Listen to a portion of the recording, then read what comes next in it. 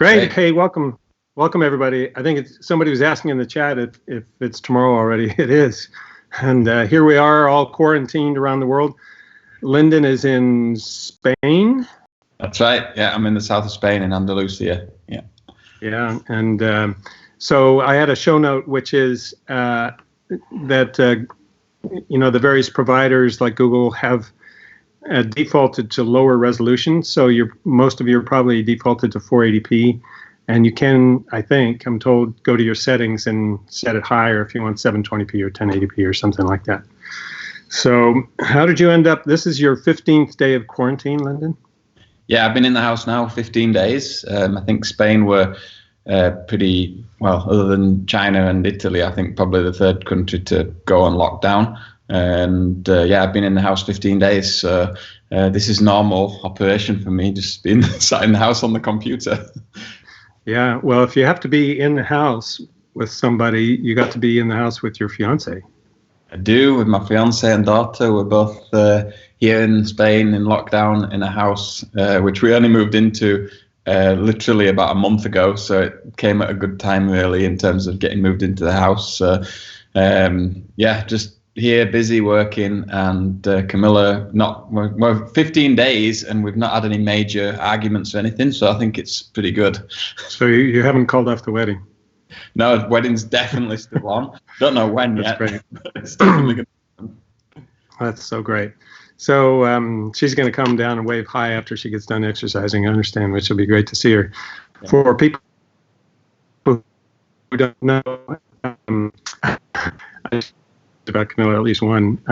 When you and I had a Skype about a year ago, I went up to San Francisco. I had some meeting, and I called her up, and we had coffee. She's the nicest person in the world, and she was a tech worker, engineer, I think, scientist, and she gave me a tour of their facility and everything else. Now she works in the London office. Yeah, and she's been one of the most patient people in the world. You could tell she was madly in love with you, and she told a story.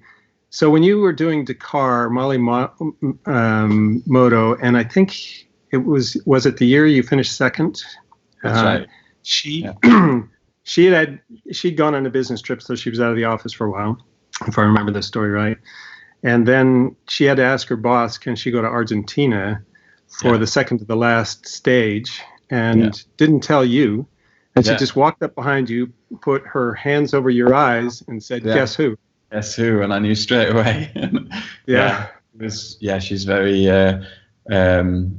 She's very good at just taking things on her own mind and just getting it done, and she told me that that if I won the Malimoto, she would go on the podium with me naked. Wow. That wasn't the reason that I came second, guys, I promise. Oh. But you must have disappointed a lot of people then. I actually thought when she saw halfway through the race that I'd only managed to make my way to second place, that she probably said, oh, I'm not going to go down anymore. But she still came down, surprised me the night before the last stage. So it was pretty cool to have her there for the finish. I was pretty nervous about it because just meeting her and getting involved in the story and watching your races to places, you'd gotten really emotional towards the end of that race. You'd broken down in tears, and I was thinking, wow, she is really in love with this guy, and he's great, but he's never home. He's always riding, and he's riding very high risk things. How does that work? How's this relationship going to work long distance? Yeah, it's a really good point, and something to bring up a good discussion point, because when I get asked the question a lot, and when I met Camila, it was 2017, and I was traveling. I was in San Francisco. I met her in San Francisco, and I was traveling. I still had at least 18 months of my planned trip left to do. And of course, the story goes is that I was actually really into her. She was actually not that into me. So I had to work pretty hard. And then she turns around and says, well, what's the deal? Because I don't want to be with somebody that's just going to be away for forever traveling and, never have any time for me. And it evolved over time. And after a few months, she got a little bit more into me, and we ended up getting into this relationship. And then she said, okay, what's the deal with you traveling now? And I said, look, here's what I need to do. I've done every continent but Africa. And it would be my dream just to finish my round the world adventure of Africa. And if I can just go to Africa and do Africa, that would be all I would ask for, really. I'd be quite happy then. And she said, okay, how long do you need for it? And at that point, I thought, well, I could. Are we having connection problems? I think it's working okay this end at the moment. I could lie to her and say, oh, it'll take me 3 months, but I didn't. I was just honest and said, it's going to take me a year. And she looked at me and she said, well, you better get on with it and get it done as quick as you can, and I'll be here for you. So that was great. And we saw each other once every 2 months during that year. That's amazing. So I'm sleep deprived, which is not a good. That's great. I'm a little sleep deprived, and I blame you completely, Lyndon, because last night I started binge watching Races to Places Africa Challenge thing. Oh my God, it's as dramatic as thing. I see you guys freezing up on the screen from time to time. I hope people can hear me okay. Somebody say something in the chat channel if they can't hear me. And man, that race had so much drama, and it was so well filmed. I mean, how did you ever get to the point where you had a media crew and a van following you, a team of 5 people or something like that? It's yeah. I mean, obviously traveling around the world for 5 years, creating the video series Races to Places, I had lots of time to think of new ideas and to be able to bring things to people that they don't normally get to see.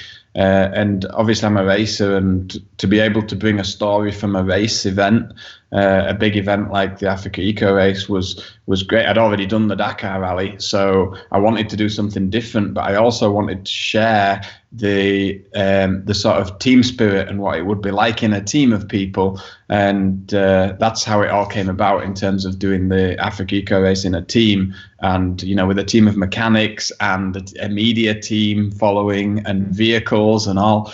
And the whole thing is such a huge project. Sorry. I had do not disturb on, but somebody that one of my emergency contacts was calling. So, yeah, and you got to have Camila there. You got to have your father there, and some really good friends. It was beautifully filmed. I mean, there's slow-mo, there's all kinds of, B-roll footage. You even have a section in there on what it was like to be on the media team for a day. That's right, yeah. I'm just trying to think of all the different angles that people want to see that they don't get to see, and then coordinate that with the whole team to make sure that, like, the mechanics filmed footage of them in their day, and we filmed footage of us riding, and the camera crew filmed footage of them being camera crews, and the whole media team were part of it, and just trying not to hide anything. A lot of the the publications that you see, like Red Bull TV and things like that, you don't see what goes on behind the scenes. And we just wanted to be totally open about everything. So we just said, film everything. If in doubt, film it. We can always throw it away. But we can't film it afterwards. So we just filmed everything. And that's how we went into it. And everybody worked hard to make sure that it worked. It's amazing. You've become a YouTube star now. It's kind of so. Let's go back to how and when we met. So that was 13 years ago in 2007. You and I both ended up on an ADVrider rally in Colorado, beautiful in the Rockies and everything else. And your good friend Ned, who had an extra KTM 450 laying around, said, "Chris, why don't you come riding with us?" And I thought, oh man, hanging on to these guys. Some guy who learned to ride trials starting at 10 years old. This is going to be quite a day. But I had, in 2007, digital photography wasn't too advanced yet. And I had a pretty big camera in my backpack, and it was raining, and I was trying to keep it dry. Yeah. And I took all kinds of photos of you. Paul, if you wouldn't mind putting up a few of those photos. I don't remember the sequence now. But like he's coming up a narrow single track trail in the rain, and I asked him to jump over something in the middle of who knows where. Some wet, slippery tree roots, if I remember rightly. Yeah, I remember you did everything. In fact, there's one I have of you popping a wheelie, and as I remember, I in front of you in the middle of the road. Give me a bit around so I can see your face, and but try not to kill me. And I think you missed the not to part of "Tried It," and you heard it as "Tried to Kill Me." That photo was that photo was crazy. So that was my first. That was probably my first kind of media go with the cameras, I guess, Chris. So maybe you were the starting point that set all this going. Yeah, I've always been into photography. I've thought it was the best hobby you could ever have, and because it brings back so much memories and everything. And now you've fully exploited it on YouTube. But we had no idea. I thought I was irritating you guys because I'd say, wait, go do that again. Come back again. You need to drift the back end further. I need a bigger wheelie, and all that. In fact, you almost lost it on one of those drifts I asked you for, didn't you? Yeah, that's right. Yeah, that's the picture that actually made the T-shirt for when we raced the Baja 1000. Oh yeah. Yeah, I remember that. Yeah. And you had it. Can you describe? You had it turn lock to lock, or? Yeah, so I remember you just saying, just give it a little bit more, And I remember coming out, I think, well, I'll just go all out this time. But when you overcook it and you're like, yeah, this is definitely too far. And I remember the steering going on to lock stop and thinking, I'm going to high side. But you caught that moment exactly perfect as I was on full lock, and somehow I saved it. I'm sure the sequence after that didn't look so impressive, but anyway, I saved it and stayed on the bike, and it made an incredible photo. Yeah, it was great. So in those days, you were an aerospace engineer, and you were working in Houston? That's right, yeah. I was working in Texas, actually in Fort Worth. Yeah. Oh, in Fort Worth. Yeah, and you came up for the rally. So can you talk about how you got to be such a good rider? Because I remember seeing you moving your body all over that bike. It's a pretty big bike. It was a KTM 950 you had? Yeah. So I was a trials rider from the age of 10 years old. So I'd done a lot of trials riding and off-road riding and enduro riding. But, you're the founder of Adventure Rider, and I have to say that it was Adventure Rider that got me into adventure motorcycling. Oh, yeah, that's awesome. In 2005, I basically got transferred from the UK to a role in Fort Worth, working for Lockheed Martin. And when I moved there, I was looking all over the internet for where can I go riding? What's the thing to do over here? And the big thing was adventure riding in the US. Everybody had GS 1200s and 950 KTMs, and they were all riding all over the US. And I thought, that looks pretty cool. I've not done much traveling. I've done a lot of I'd done supermoto, road racing, motocross, enduro, trials, all loads of different racing and things, but I'd never actually been an adventure rider. And it was 2005 when I bought my first KTM 950 Adventure, which was my first adventure bike, which I've still got today, down here in Spain with me. And that bike is what led me into adventure riding. And it was the guys that I was with when you were taking the photos that day, Ned, Cease, and everybody there. They got into racing the big bikes. And once I'd got into racing the big bikes and did the Baja 1000 in 2007, just after we'd done that photo shoot, in fact, that's how I got into racing then. And really, that's how I became better at long distance high speed racing, because I was good on the big bike and I trained on the big bike. So any bike that I jumped on was going to be smaller than that bike. That's how it came about. And I didn't do my first rally till 2012, my first cross country rally, proper rally. So I just did a lot of small events and a lot of adventure riding.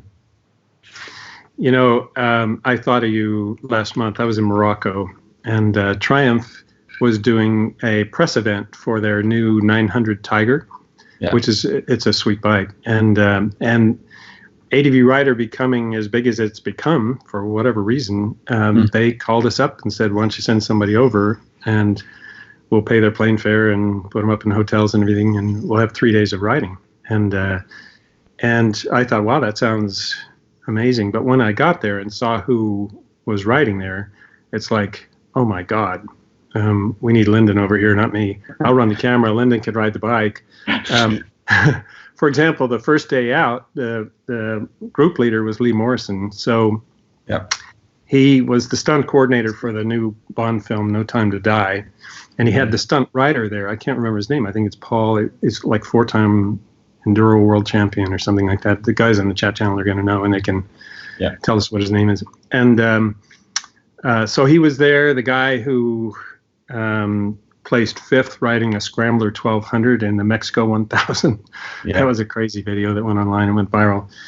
And, I got to interview them and ask them about that stunt they did in the trailer of No Time to Die, where they did a 90-foot jump onto a flat surface, 10 feet in the air on a big bike like that. And I'm thinking, oh my God, we need Lyndon here to ride with these guys. The rest of them are professional road testers and racers and everything else. And I'm just hanging on the back, riding as fast as I could. Sometimes the speed I was reading 180 kilometers an hour. And I'm thinking, damn, where's Lyndon? So I asked them, do they know you? And they said, oh yeah, we know Lyndon. So you're a star. Yeah, it's amazing how many people reach out and contact me, and I kind of I just get on and do my own projects, and I'm fully enthralled in my own projects that you sometimes forget who's looking, people from outside looking in, and it's really cool that some of those people look, and I know like the likes of Charlie Bauman and other people have messaged me before and stuff. It's really cool that they're watching what I'm doing, and isn't that awesome? That's kind of amazing. If I'd known back in 2007 you were going to leave aerospace engineering. So it just was passion for riding and motorcycling. That's it? Yeah. That's just what drove you to do it? Yeah, and my father, my father is like, he's really great. He loves his motorsport, but he's always been into four wheels. It was nothing to do with my father, really, how I got into two wheels. I wanted a motorcycle. And I just remember my dad just saying, well, if you want one so bad, you're going to have to save up and buy one. And eventually he rebuilt a used bike for me for Christmas for my 10th Christmas and birthday, which was combined because my birthday is 15th of December. They got me a TY175 two-stroke, and it just went from there. And I just always had a love for motorcycles. And to be honest, it's not. I am a very competitive person, but really, even now, it's not about winning. It's about enjoying the experience and just riding, and more than anything, sharing the experience with other people. That's what I've found more rewarding to me than anything, which is why I do it so much. Yeah, it's kind of amazing. We say in the tech industry, which Camila's in, Jeff Bezos is famous for saying, and I think venture capitalists have said, we invest in missionaries, not mercenaries. We're not doing this for people who are trying to get rich or famous.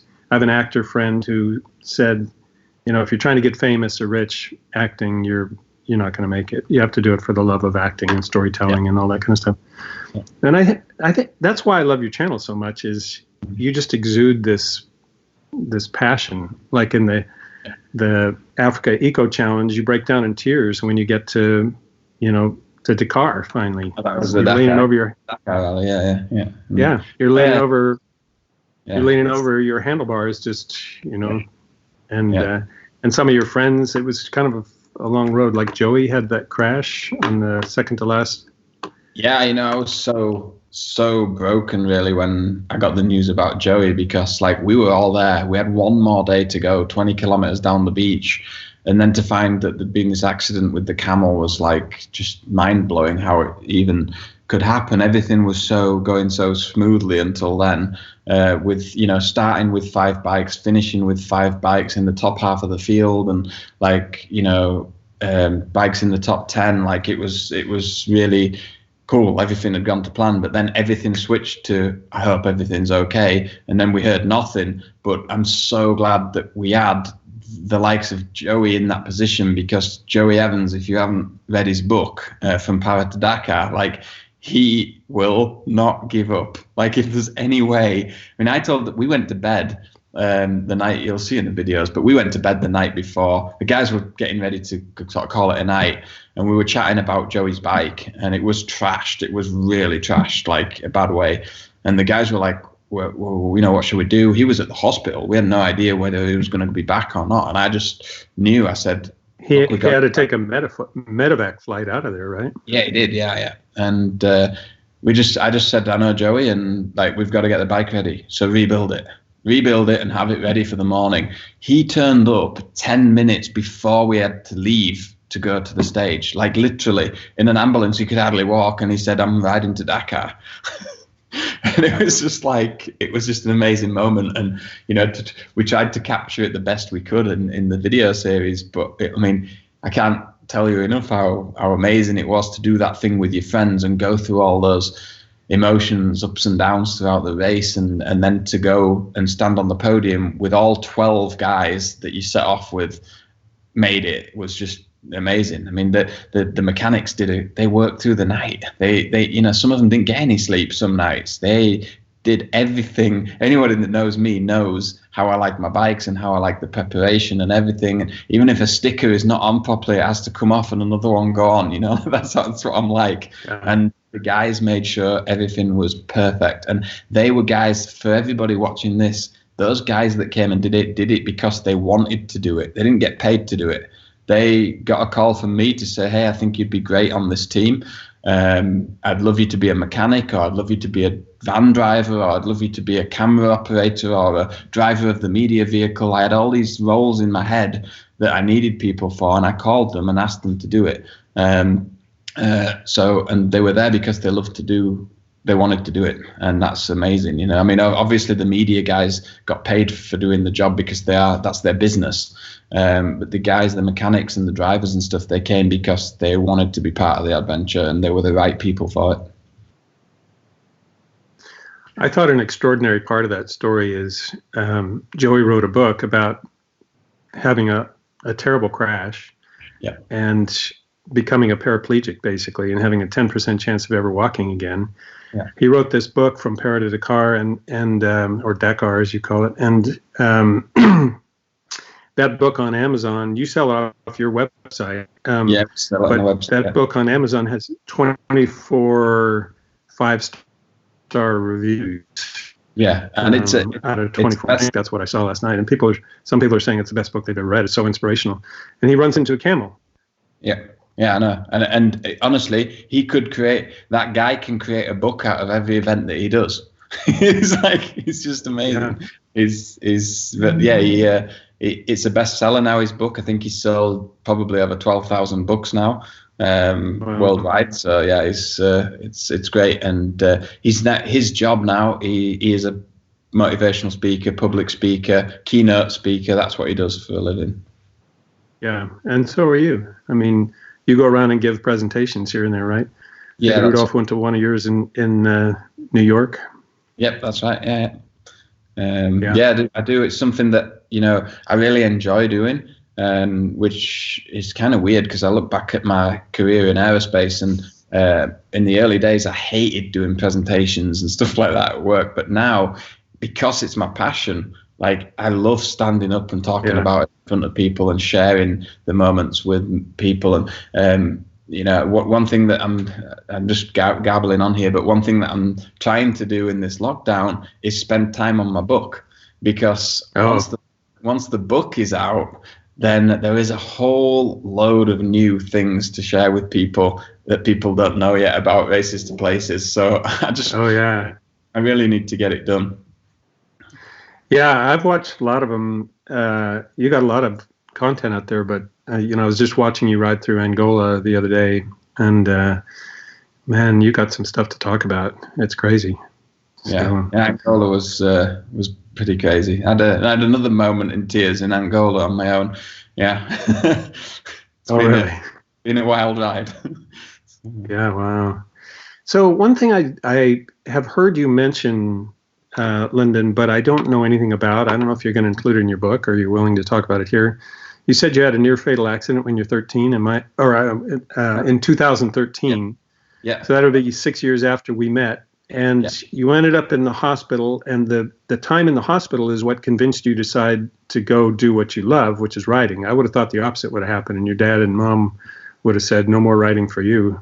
Well, yeah. Well, that's what people hear about this, like, you know, Lyndon nearly lost his life, but Lyndon nearly lost his life running a marathon, not riding a motorcycle. Oh, so really?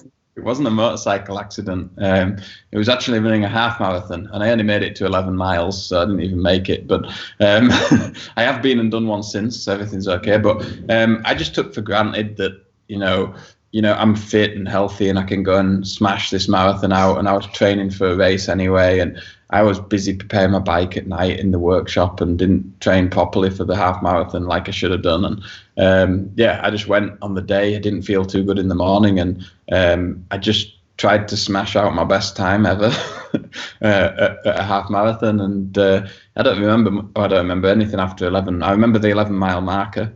And then I don't remember anything after that. And was it like dehydration or hyponatremia or something like that? Dehydration, and I don't know the technical terms for it, but where your muscles give off a toxin in your bloodstream, and the balance becomes so bad that your body starts to shut down. Oh, jeez. Yeah, I went into shutdown, and if it wasn't for the paramedics, I wouldn't be 9 days in hospital. And, oh my God! And while I was in the hospital, once I'd come around and I was, okay again, it was a massive eye opener that just says, well, if you hadn't have come around, all the things you've ever worked for, all the things, I worked hard. I had like 11 motorcycles in the garage. I had everything I ever needed, but I didn't have time to spend any time enjoying those things. And that's where the switch was flipped, because all of a sudden life became about making time to do the things that are important to me, not in a selfish way, but just in some respects in a selfish way. But there's things that I wanted to do that if I died, then I wouldn't have ever got to do them. And all that stuff's gone anyway. So, you got to balance. In my mind, it was like, how do I balance earning enough money to enjoy myself and do the things that I need to do? And that was the turning point. And from that point, it was only, I think, about 8 months after that point, and I'd left aerospace. And shortly after that, I was traveling around the world on my motorcycle. Amazing. But you've said, I've been involved in industry photography is one where photographers say they do it for the love of it, but they don't want to do it for a career, because once it becomes a career, you kind of lose the love.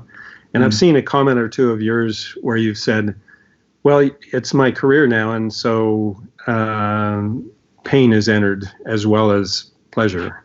You said something about balls. For me, it's like, it is my job now, creating social media, running the website, selling merchandise, and trying to think of new projects and film them and share them with the world. That's all become my job. That's what I do now. And with that comes things that you don't want to do as well. A lot of stuff, I have some sponsors. You have to keep the sponsors happy. There's certain ways that you have to do things which you probably wouldn't. And there's things like writing the book. I don't particularly enjoy writing, but I know that I need to do it for my job, for my business. That's what I need to do. And so it's not all like, people see the fun side of it because they see the YouTube videos and they see me riding. But if they saw all the filming that gets thrown away, And remember you talking about go again, do another wheelie, do it better. All that happens every day when I was riding around the world, but I would just be on my own. So all that repetitive film, go back, do it again. The camera was set in the wrong setting, change the camera. The microphone plug wasn't properly, do it again. Sound didn't sound right, film it again. All the interviews you do and the cutaways and everything. Then piecing it all together, getting it edited, working with editors to make the edits look professional and how they need to look on YouTube. It was really... it's a lot of work, but I wouldn't change it for anything, because I look back at my experience and the way that it's come about and the way that it's always there on YouTube. And even today, I had people messaging me saying they've just found my YouTube channel and they just spent like 4 days sat watching my Races to Places series while on lockdown. That to me is one thing that makes it worthwhile. Like, I've made somebody's day today. I didn't do anything today to do that, but my stuff made it happen, and that makes me feel. Well, that's me staying up till 4 a.m. last night with my wife wondering why a screen was still shining in our bed, and because I had to see, the Africa Eco Challenge. I had to the Races to Places thing. I had to see it all. I couldn't, So we've got a bunch of user questions I want to get to, but I had one more question, which is when, somebody like Joey gets hurt, does that get into your head? I've noticed you've commented online you don't get scared, and you back off a little bit to stay safe. You could go faster, but then you would be scared. Man, my 3 days in Morocco following all these great riders, my heart rate was at 150 the whole time, and I was thinking, oh God, if I go down now, I'm going to shatter. That doesn't get in your head when you're racing? I mean, if those that saw the last episode, or episode 17 from the Africa Eco race, when we was racing down the beach, everybody said, like, let's just take it steady and get to Dakar. And Joey had just nearly written his chances of finishing the race off in an accident with a camel, and we got on that beach, and it's like a switch. Everything just turns off. And it's like I'm in my own little bubble, and I know how to ride, and it's important to concentrate and ride out and know how to ride. And for me, if I back off more than 5%, like I know how to ride at 95 and be okay but fast, and how to ride at 100 to go even faster but risk it. And I know that fine line. If I drop it to 80, I make more mistakes than if I'm at 95. So really? I just prefer to stay in that race mode when I need to be in that race mode. And that showed on the last stage. I mean, I was flying in the last stage of the race, and I felt good at it. But it's interesting because if we talk about adventure riding, because that's you and I are adventure riders, and people ask me, I film some stuff at high speed. I film some stuff just cruising real slowly. How do you moderate? How do you know what to do when? I'm traveling on my own for 80% of races to places. I was solo, but I still rode at race pace in certain situations. And I kind of have fun. I like turn it on and I kind of enjoy it. But I always, when I'm on my own, obviously you're always very conscious of having an accident on your own. And those that have just watched those that follow me on Patreon, on my Patreon channel, will have just seen the episode from Tanzania where I did have a big accident, and I injured my knee and I broke my hand, and I was on my own, and I was in a place where there was wildlife, lions and such like, and I was in a bad way. And that was the only time in the 5 years that happened. But in some respects, I'm glad it did, because I was able to experience that moment of what it felt like, so I can write about it in a book. But yeah, it's a balance in how you choose to ride, when you choose to ride at those speeds. It's funny. I was reviewing the Ducati 1290 Enduro, which is too big a bike for me. And I had street tires on it because I was riding 600 miles down to the Pa Rump Rally, the ADV Pa Rump Rally where Jimmy Lewis is. And then I was coming back up the coast highway, so I left street tires on. But then, of course, I couldn't resist riding with all the guys on their 701 Huskies with their knobbies and everything else. So I let the front end wash once, and I broke my lower leg. I laid on the ground screaming for a while. I was out in the middle of nowhere. But once I stood up and I found out I could put weight on it, I thought, just something comes over you. I should go to the doctor and get it x-rayed. It looks bad. It's swelling and turning colors and all that kind of stuff. But this looks like something I can ride off. So I spent the next 6 days riding and standing on the pegs and doing all kinds of crazy, stupid male tricks. My wife says, 2 men, half a brain, 3 men, no brain. And and then I got back and had it x-rayed, and of course it was broken. I've done exactly the same. Those that followed Sonora Rally. I was day 3 Sonora Rally of a 5-day rally, and I was in the top 5. And I had a stupid fall. I knew it was broken. I felt it go, like it pops, and the bone pops. It's gone. And I was like, I got up. I was like, yeah, that hurt a lot. And I picked the bike up with the adrenaline. I got back on the bike. I realized if I stood on my heel, it didn't hurt as much as if I stood on my foot. Same with me. Yeah. Did the whole of the rest of the race standing on the heel, and finished the race. Finished in 5th, and it was actually weeks after when I got an X-ray. Oh right. And found out it was broken. Yeah. So. Yeah. I don't know what's wrong. I guess we're born with low IQs or something. So I have various different questions. You mentioned somebody just coming across your series after the quarantine. Delman on ADVrider is apparently going through your R2P series. He found out about a week ago, so there's catching up to do, but he had some questions. Yep. One, anything specific you're doing to keep in riding shape while quarantined? Or can you get out and ride regularly? Absolutely cannot go out and ride here in Spain and Italy and probably some other countries now.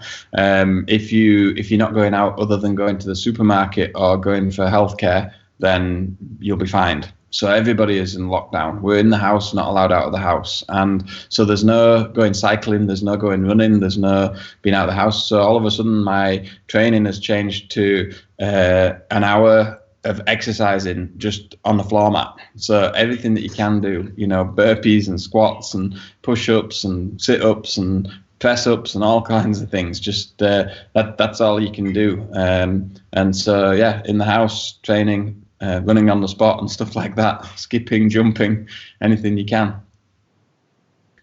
That's so, I mean, how much fitness does it require to do your races, and how much training do you end up having to do a day?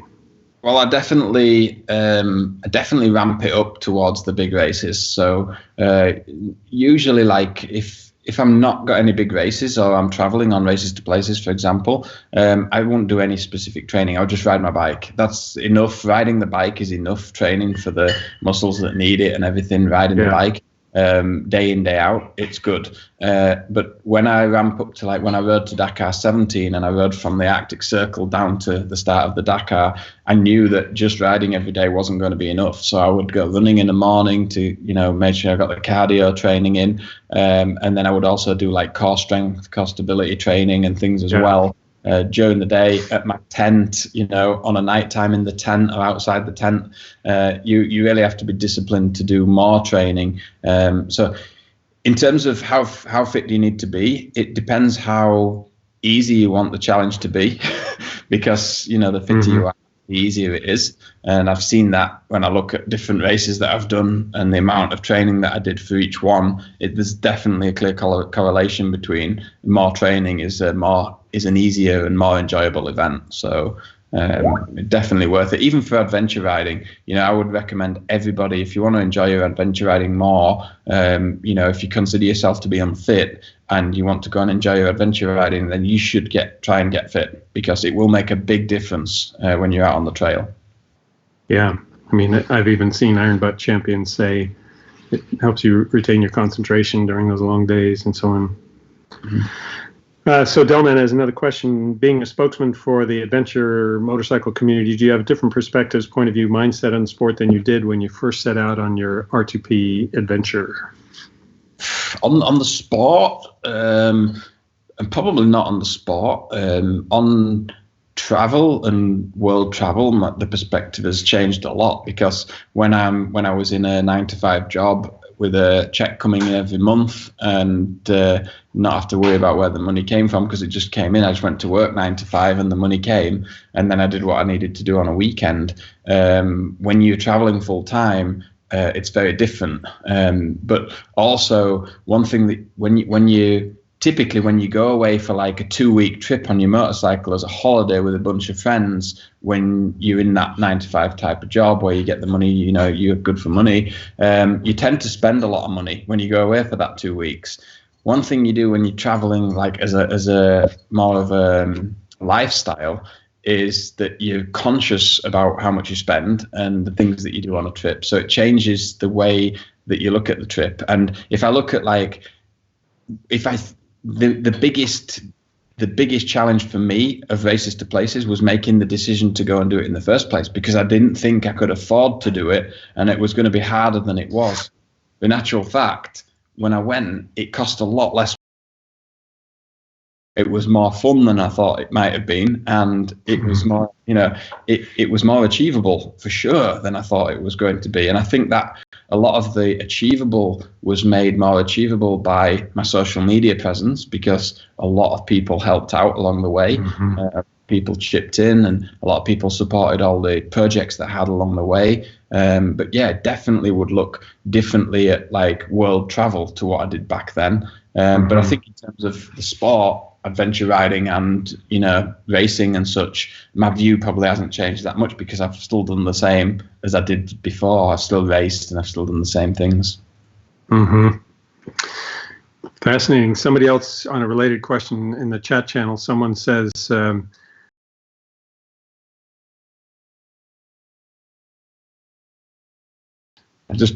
Just let's pause that question a second because Camilla's just brought me a cup of tea, and I know that you'd like to say hello to her. Yeah. So. Yeah. Hi there. Hey, Camila, how are you? Congratulations. Well. It's been a year, I guess, since we saw each other in San Francisco. Yeah, And I was hoping. It was, it feels like the past life. I know, it does. Yeah. I was hoping you guys would be together, and he proposed at the top of the, or near the top of the Swiss Alps, and you looked thrilled. Were you surprised by that, or? Yeah, for me it was a surprise. I wasn't expecting it. The whole day was like a disaster. Yeah, the whole day was a disaster until that time, and really? Because everything I was trying to do, I wanted it to be. The plan was to hike up to the top of the highest point in the Alps, set the drone up, set it going round, and then ask her, so it was on camera. And she didn't want to hike to the top. It was like, oh no. Anyway, have to adapt. It just had to happen, didn't it? So I gave her brother-in-law the phone and said, look, I'm going to do this. You need to film it. And he's like, what? Like the pressure was like, no. I was like, you have to do it. So that was how it happened. So that's funny. That's really funny. It was well, cool. What was it like from your perspective to go on the Dakar race, this latest one that was just filmed in January down through Morocco and down to Dakar, and watch it? Were you worried? Yes, I always, let's say, worry about him. But I always feel positive. I'm like, you know what? It's all part of the story. Whatever happens there, you know, it's what he chose to do. And I don't want to change him because he wouldn't be the guy I fell in love with. So I should let him do what he wants to do, carry on of it, so that he definitely enjoy it too. And being there for me, it was like a real, you know, like because in Africa you see all that contrasts and everything. There is no like marketing, you know, like around it. It's just raw. Like that's what I really liked about it, that it been genuine people around it and the countries. Yeah, definitely a good experience. Camila actually came to the start as well, and one little thing that happened that just made me realize how good a choice that I'd made in Camila was this. We were all just like, it was a really hectic day. It was scrutineering, a lot of stress and pressure, getting all the electronics on the bike working and the sensors and everything, and all the riders getting all the gear and everyone. And it got to like 2:00, and Camila calls me and said, have you guys eaten yet? And I was just like, eaten? Like, no, like we're right in the middle of the scrutineering and everything. She's like, would you like me to bring some food? And I was like, yeah, I think that's a really good idea. That would be really awesome. Thank you so much. Right?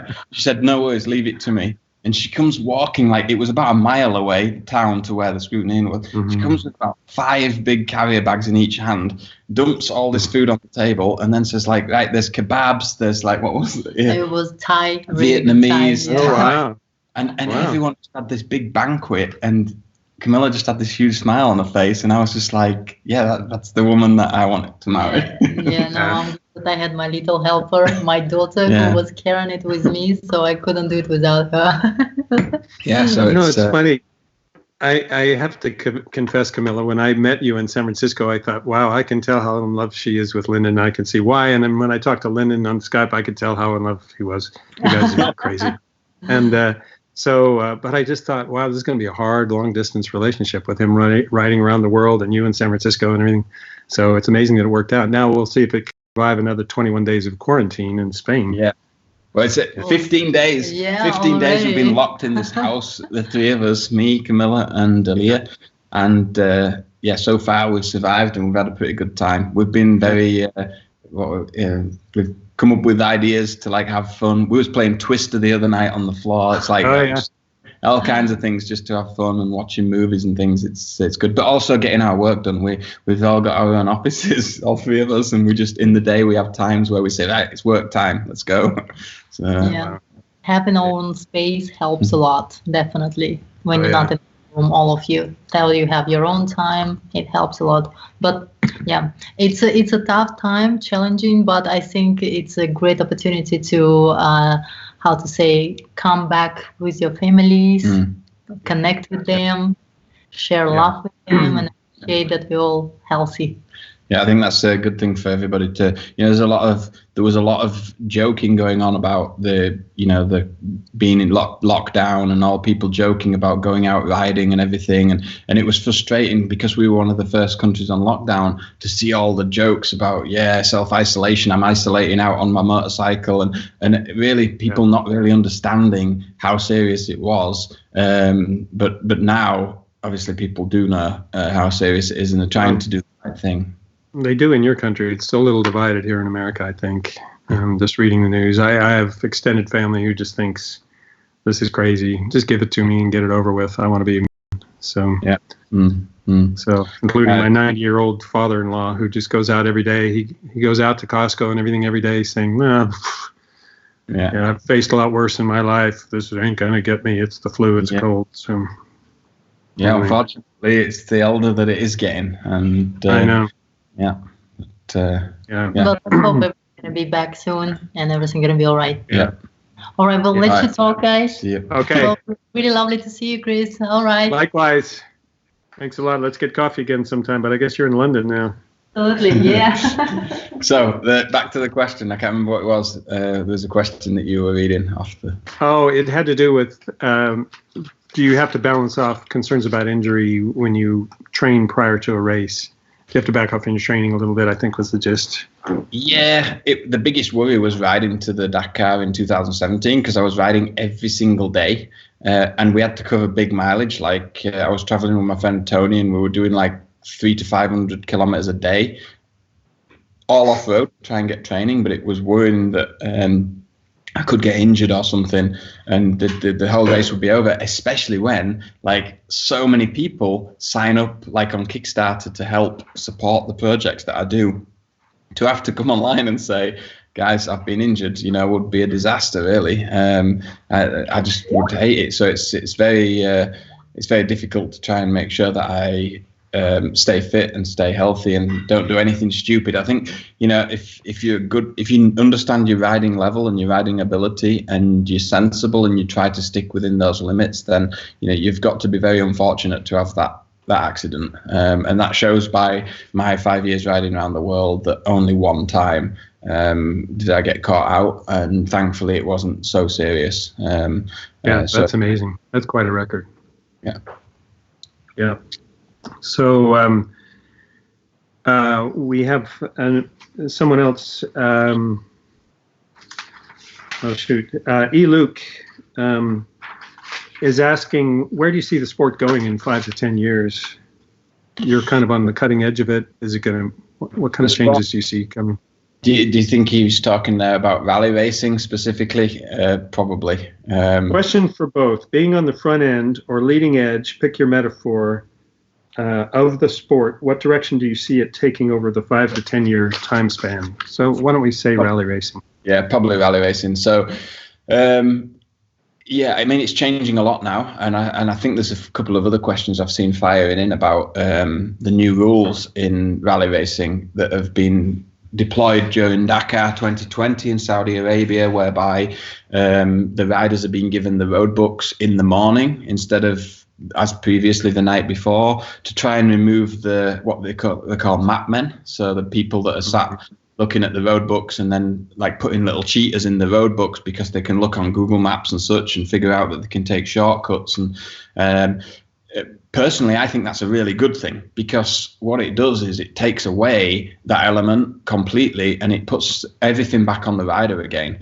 You have to ride what you get given at that time that you're given it. There's nobody else interfering. So what happens is it's like everything, the rules get pushed. People, the factory teams do whatever they can to get their very little edge to win the race. They will do that until the organizations or the governing body like the FIM take that away from them. And that's all they're trying to do. They're just trying to put controls in to remove that element, to then bring it back so it's more of a closer level across the competition again, and fair. and fairness is what it's about as well. So that in terms of the sport, I think, you know, we've seen a lot of talk about safety lately, and another talk about reduction in power for the bikes and top speeds. And, you know, we had a pretty lucky streak, like two years without any fatalities on Dakar was seen as a good stretch, you know. And then we had 2 fatalities at Dakar this year, and certainly that's going to have opened, and some major crashes as well, and big injuries, and that's opened up a lot of questions about the sport and how it's changing. And it could also be opening up the question that getting the road books in the morning and not having the time to study and everything could be causing more incidents. So there's a big balance between to get it right, to keep the safety level right, and also get the level of competitiveness right as well. So I think we are going to see some changes. I don't know what those changes will be, but just like when they changed from restricting the capacity down to 700cc, and then again they restricted it down to 450, you look at the time, everybody complained about it. But now the sport is brilliant and we're all riding 450cc bikes. So in reality, whatever they do, we will make a great sport of it, and it will continue to be a great sport for so long. And it's the thing for me that makes rally racing so great is because it's so diverse. It is basically adventure riding on steroids is what it is. And you're in a different part of the world every time. You're in a different place. You don't know what's coming around the corner. All you do is ride what the roadbook tells you to do, and it's so much fun. And there's no other sport like it. That's why I stuck with it for so long, and still am. Yeah, that's awesome. I think you just addressed one of the questions from Velo Lion. I hope I'm pronouncing that right. That's a great username. About he was asking, or she was asking questions about the changes meant to address the activities of the map men. Yeah. Anything more to say on that, or did we answer that? I think we covered it off pretty much. Yeah, that's what I was saying. They're just trying to remove the opportunity to have that happen. And in doing so, they need to put a lot more detail in the road book as well, because they're also taking away the opportunity for the rider to complete the road book. So it's putting a lot more onus on the organisation to get the road book absolutely bang on. I mean, there was talk in the Africa Eco race of giving the road books out in the morning on this year's race, but it actually didn't happen. And I firmly believe that it didn't happen because they weren't prepared to let it happen, in terms of they didn't prepare the road books quite like they needed to allow that to happen without markings. And I think if they do that in the future, then for me, it won't change my thoughts, or I'd still go do the races. And to be honest, it becomes, from a riding perspective, it becomes a little bit easier because there's a lot less work to do on a night time. I can spend up to 2 hours, 3 hours marking my road book. If I didn't have to do that, I'd accept that and go to bed. Yeah, wow. So here's a couple of questions for me. Are there any human resources or other concerns about the operations of the data center that supports ADVrider? Actually, yeah, but we're supported by Amazon. Amazon's going through quite a quiet struggle now with the pandemic, because they've got the shipping warehouses, they've got the data center, and so on.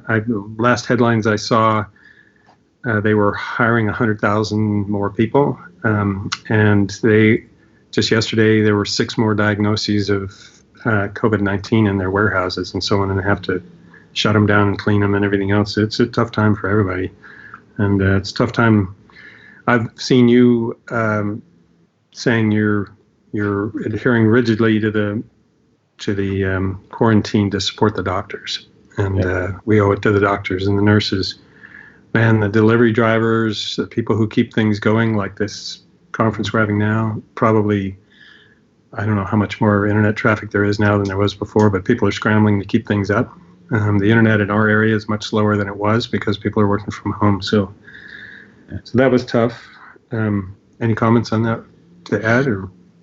Yeah, I think just personally, from being, at one of the sort of countries at the front end of making the decision to go on lockdown, and I think one way to look at the whole thing is, some people look at it that, wow, maybe I'm not too worried about getting it, so going on lockdown is not so important. I think one way to look at it is not to worry about actually contracting it, but more worry about passing it on to others, and others that are a lot more vulnerable than ourselves. So I think a lot of people are being a little bit too selfish, just thinking to carry on as normal, because there's a lot of other things going on in the background that we don't see, like all the doctors and nurses, like all the people that still have to go out delivering food to people that can't go and get it themselves, and doing all those jobs. And by going out and exposing those people to it, if you might not know you've got it, but exposing those people to it,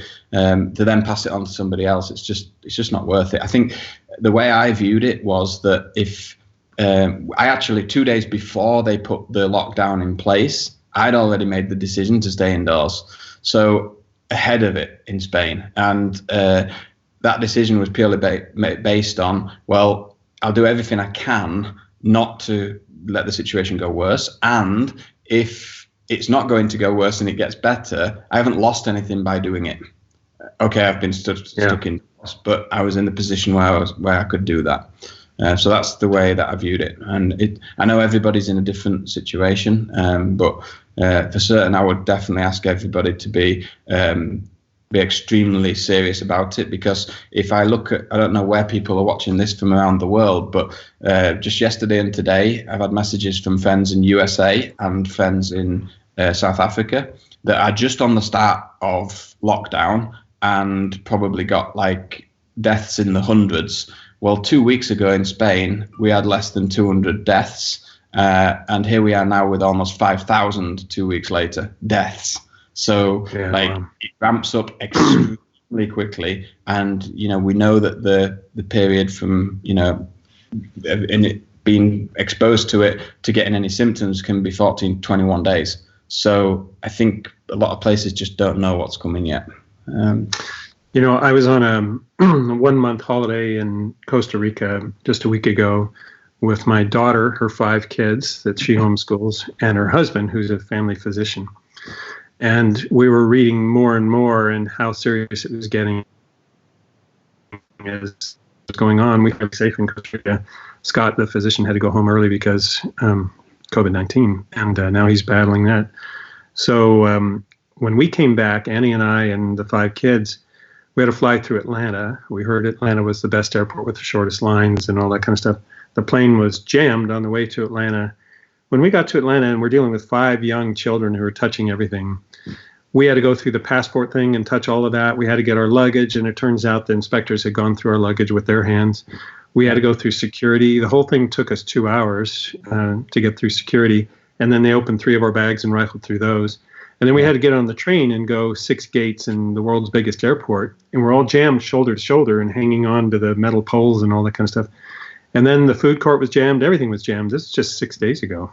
And so I came home, and then I had a choice to make. I'm 66, and so is my wife. And I had to, do I live out in the garage? Because I just couldn't, no way, could I, I washed my hands and did everything I could. But with all these kids and how busy it was just crazy. Yeah. And so now she's showing some symptoms. And she's lost her sense of taste and smell, which I understand is a big symptom. And while we've been talking, she's been on the phone with the doctor. So I don't know. It's pretty scary. And I know people who've had it and said it's the worst. Yeah. And I've known other people who've had it and said, no, it's mild. So,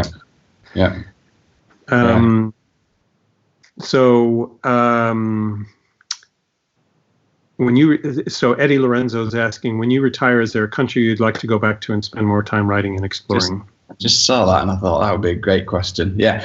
The one country the one continent that was most comfortable to travel, most enjoyable, cost effective, and had the most amazing tracks, trails and sites was South America.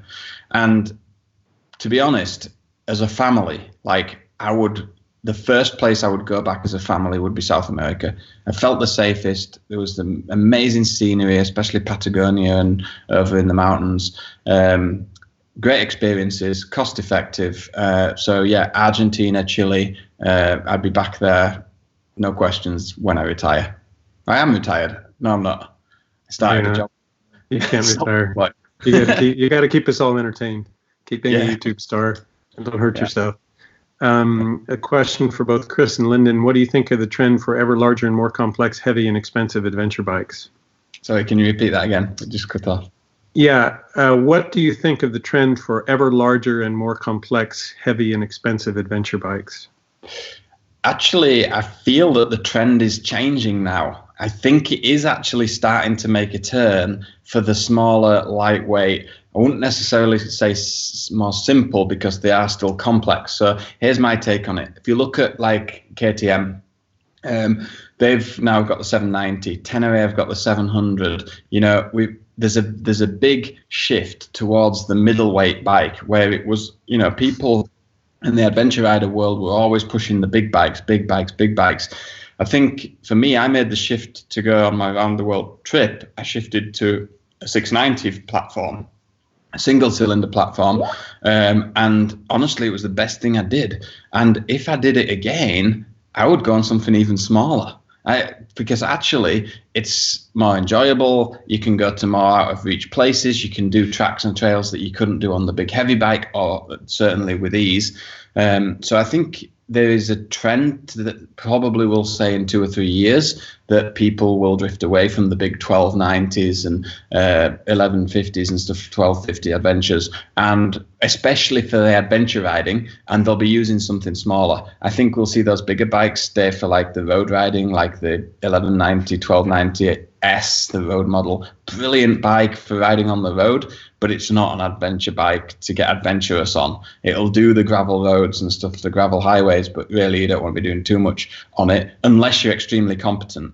And that brings me on to another thing. Like, we all see great videos of like myself doing good things on the 690 and Chris Birch doing a lot of stuff on the 1090 and 790. And a lot of people assume that, you can do those things on that bike, but in actual fact, you need a lot of skill to do those things on that bike as well. So I would say to anybody, I would never say this 5 years ago, but now I would say to anybody, if you're in any doubts about what bike to pick for an adventure bike to go on a long distance trip or even a month away, pick the smallest of the bikes you've got in your mind, because it will make it a more enjoyable time.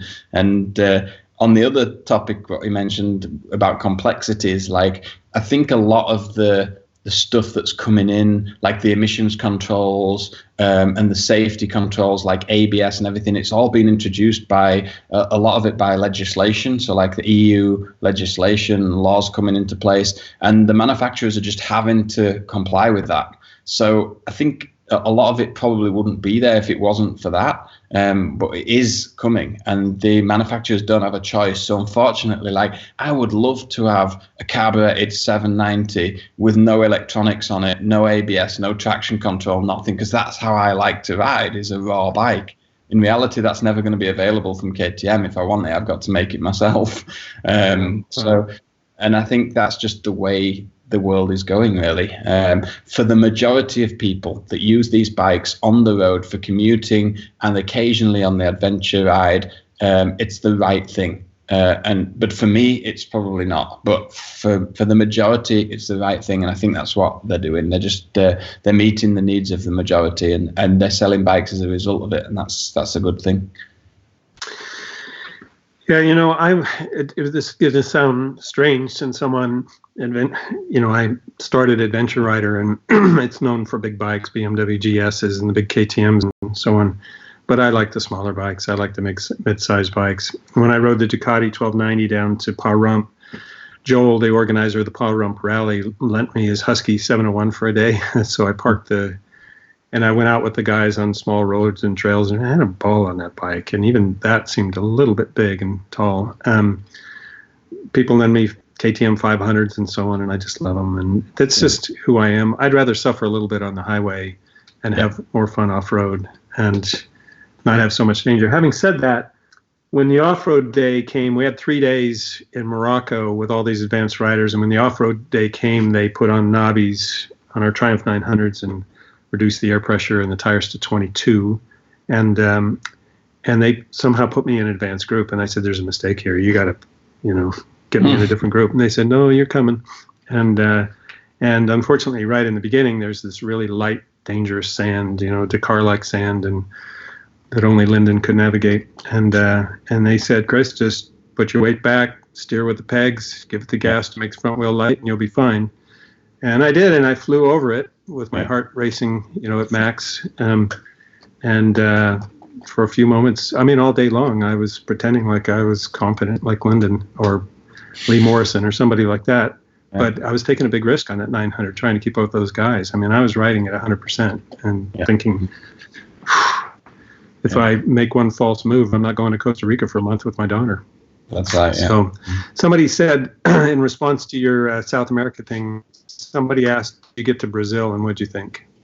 Yeah, I did go to Brazil. I spent a few weeks in Brazil, not what I wanted to do. I did want to get up to the north a little bit and do some of the sort of forest roads and things like that, but never got round to it. But I did get to Rio de Janeiro, spent a few days there. What's interesting actually is I spent the 2 days before I got to Rio, the police went on strike. So it was a very dangerous time to be there. And a lot of people messaged me to say, don't go there. But I was like, no, I'm going to do it. So I remember riding my bike. I booked like a hotel, like one of those chain hotels, Ibis, I think it was. And I just rode straight to the Ibis, straight into the underground car park. And then I went and wandered around and tried to enjoy Rio.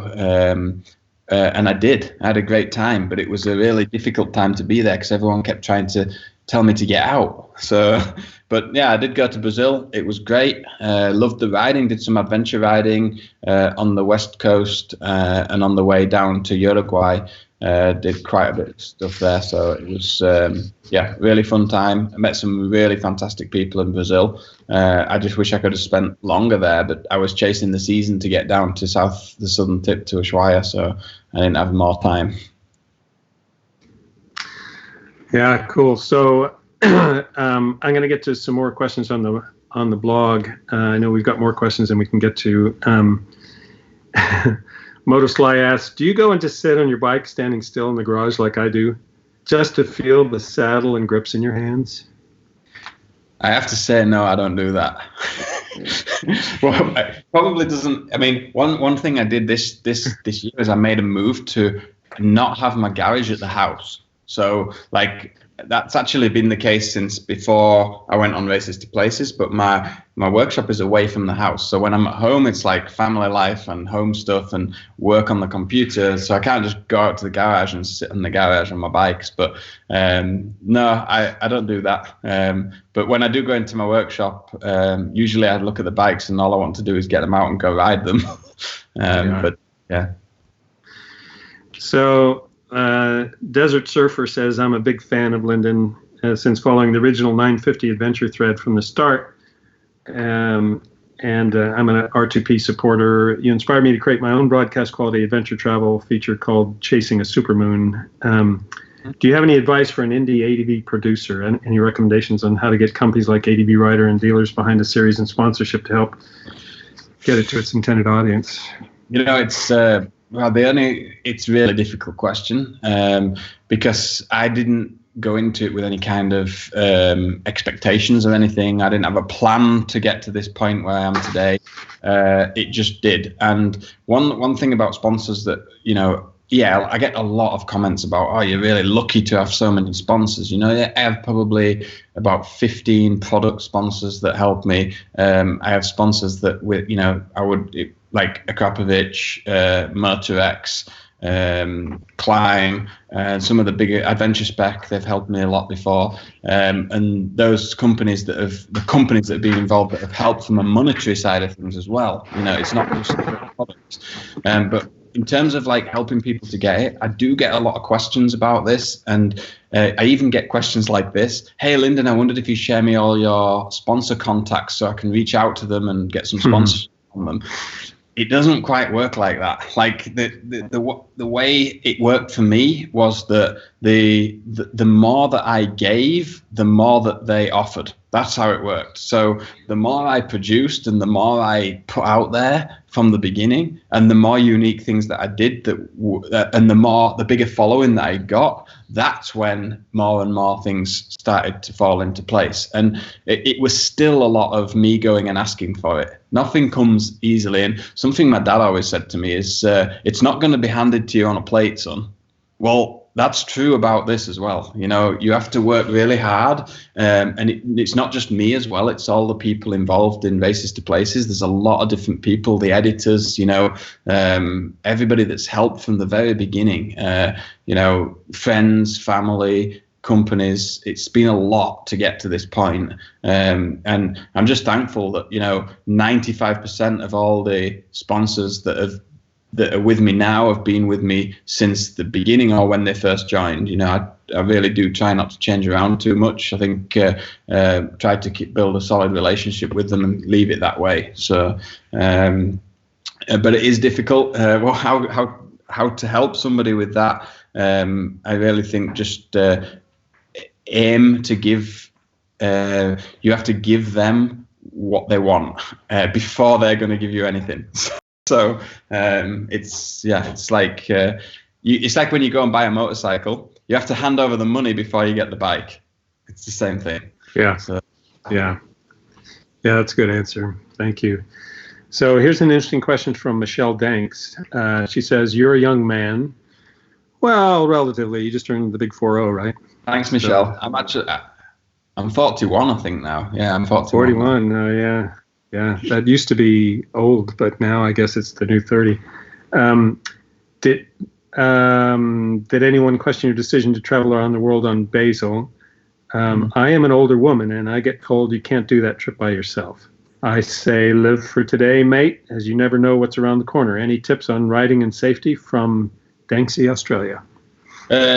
You know, absolutely live for today, because you might not be here tomorrow. And that's the same for any of us. None of us know when our time's up. But in terms of, you know, in terms of riding around the world, you know, and I'll talk from a male and a female perspective, because I've met a lot of single, solo, female travelers as well on my journey around the world, that have also traveled for multiple years. And a lot of people say that it's not possible. It is absolutely possible if you put your mind to it, whoever you are and whatever gender you are, like, you can do it.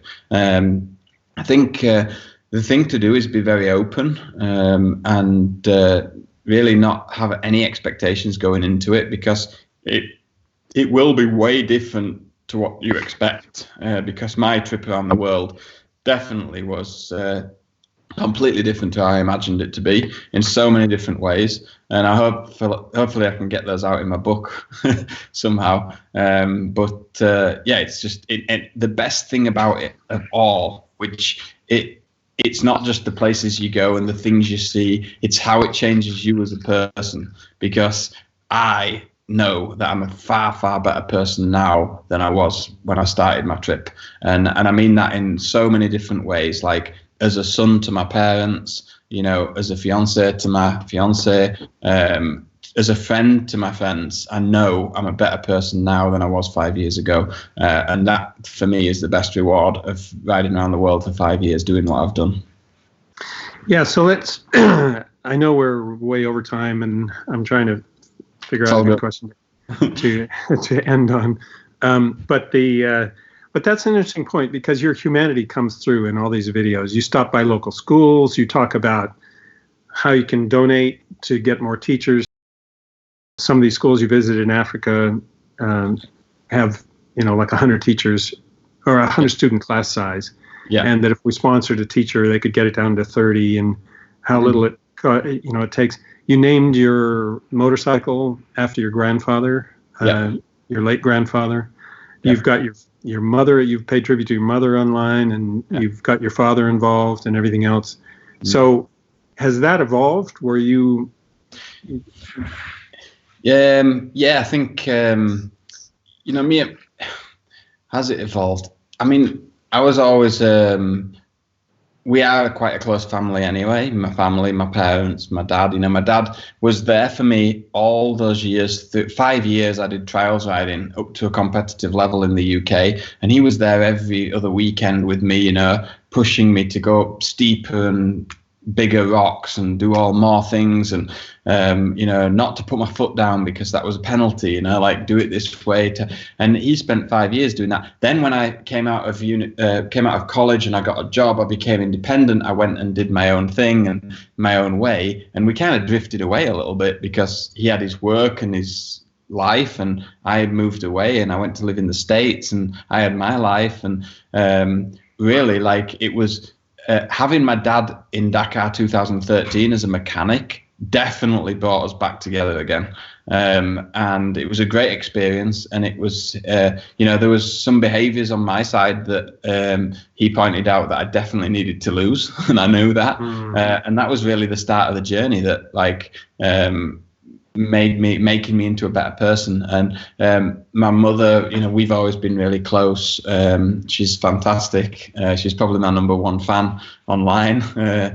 She's so level-headed, and I think that's a big part of who I am as well, and who I've become. And if I look at, I remember the day that I went round to their house though, because, you know, when I decided to go on this trip, I went to the house and I said, guys, I've made a decision. I'm going to leave my job and I'm going to go travel around the world. I can tell you now that the response was not, yes, excellent, I'm so pleased for you. It was totally the opposite, because they too were in that position where 9 to 5, you work hard, you earn good money, the money is the reward, and then you enjoy yourself on the weekend and you go back to work in the week. So they didn't see it. But now, if I asked them now, or if they had another son that then came and said, hey, I'm going to do this, I'm sure they would say, fantastic, because it will change you and make you a better person for sure. So I think, I don't know if it's answered the question, but there's a few little insights there that look into how I was with my parents and how I think things have changed. Yeah, that's really interesting. So there's other questions, and I know there's a couple from me too. I'm going to go up on the blog on, you know, the article about this live streaming and answer them there, so we don't go bore everybody else here. But there is one question. Apologies to whoever asked it. I can't remember if it was in the live stream or but it was, how do you think COVID-19 will change adventure riding and rallies? Do you have any perspective on that? My only thoughts at the moment is that for sure this is going to be not something that's going to be over in a month's time. I think it's more likely to be 4 to 6 months before we can start to think about getting back to normal again. I think, you know, seeing all the events cancel and everything based on the government guidance and advice, and also based on common sense, you know, that's not just going to get switched back on quickly. So, you know, we've had 2 weeks already in lockdown. We've got another 20 days ahead of us, and I firmly believe it's going to be extended again, because the virus is not just going to go away. It's going to take time to get it under control.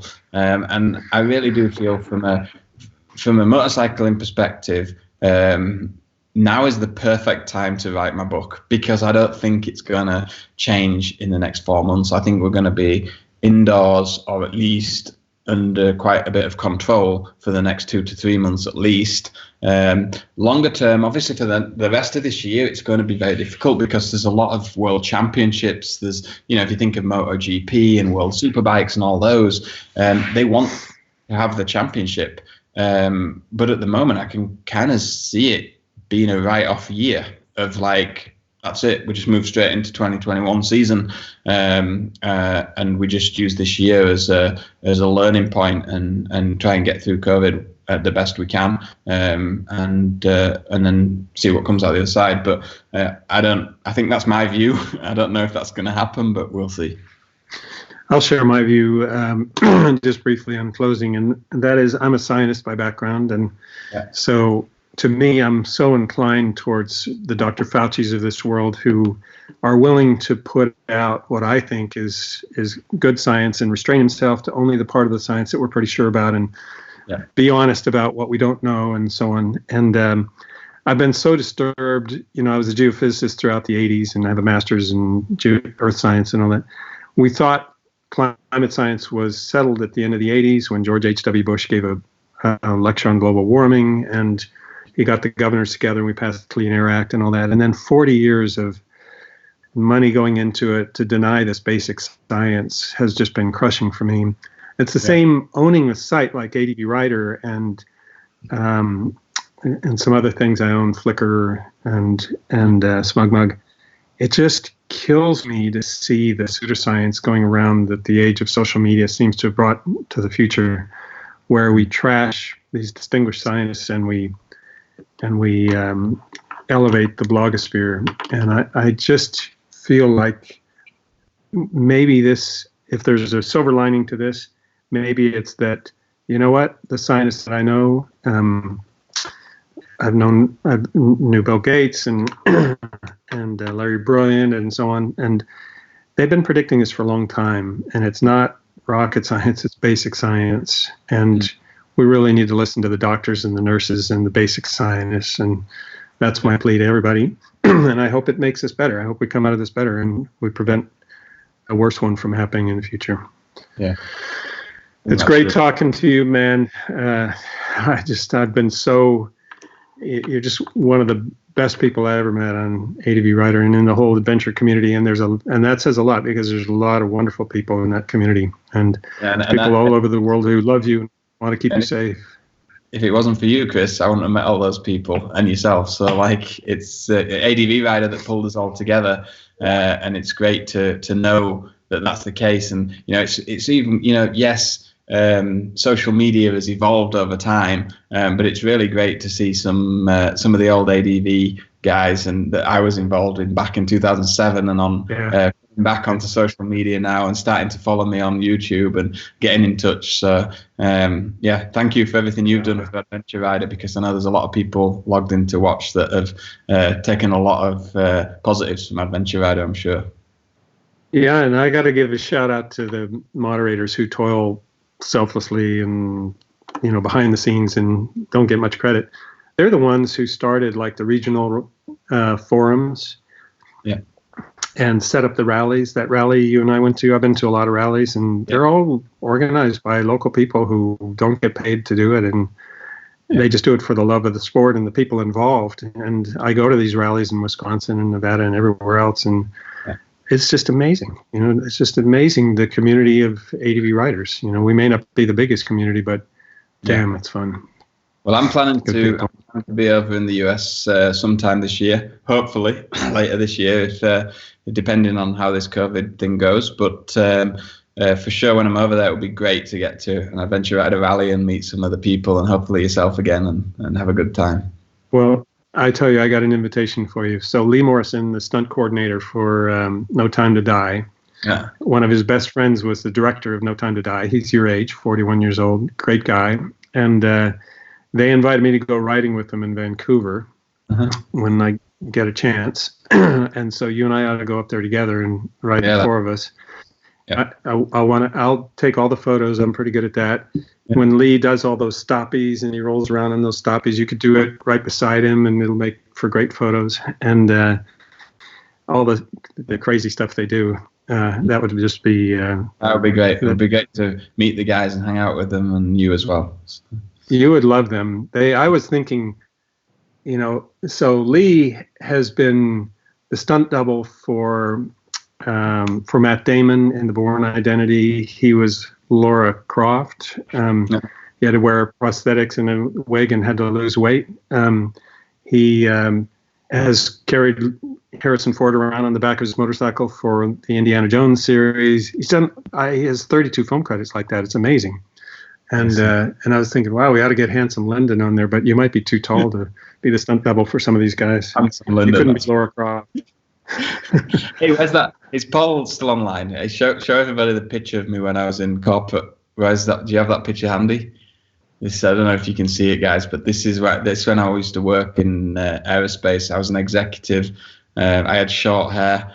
I definitely wasn't Handsome Lyndon back then, Chris. Oh, I can't tell when the photos are on and when they're. That's why I stopped asking for them. I don't see them. Yeah. It's pretty funny. No, you can turn it off now, Paul. It's on there. Everyone's laughing. All right. Thanks a lot.